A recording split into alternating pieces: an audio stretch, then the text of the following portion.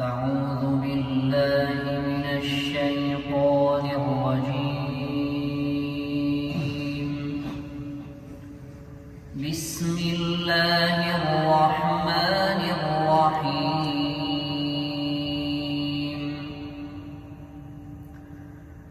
إذا جاءك المنافقون قالوا نشهد إنك لرسول الله والله يعلم إنك لرسوله والله يشهد إن المنافقين لكاذبون اتخذوا أيمانهم جنة فصدوا عن سبيل الله إنهم ساء ما كانوا يعملون ذلك بأنهم آمنوا ثم كفروا فطبع على قلوبهم فهم لا يفقهون وإذا رأيتهم تعجبك أجسامهم وإن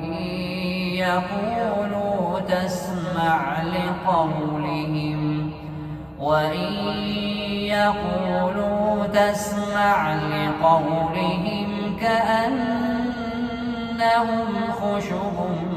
مسندة يحسبون كل صيحة عليهم هم العدو فاحذرهم قاتلهم الله أنى يؤفكون وإذا قيل لهم تعالوا يستغفر لكم رسول الله لووا رؤوسهم ورأيتهم يصدون وهم مستكبرون سواء عليهم أستغفرت لهم أم لم تستغفر لهم لن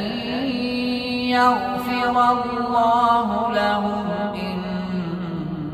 الله لا يهدي القوم الفاسقين هم الذين يقولون لا تنفقوا على من عند رسول الله حتى ينفضوا ولله خزائن السماوات والأرض ولكن المنافقين لا يفقهون يقولون لئن رجعنا إلى المدينة ليخرجن الأعز منها الأذل ولله العزة ولرسوله وللمؤمنين ولكن المنافقين لا يعلمون يا أيها الذين آمنوا لا تلهكم أموالكم ولا أولادكم عن ذكر الله ومن يفعل ذلك فأولئك هم الخاسرون وأنفقوا مما رزقناكم من قبل الموت فيقول رب لولا أخرتني إلى أجل قريب فأصدق وأكن من الصالحين ولن يؤخر الله نفسا إذا جاء أجلها والله خبير بما تعملون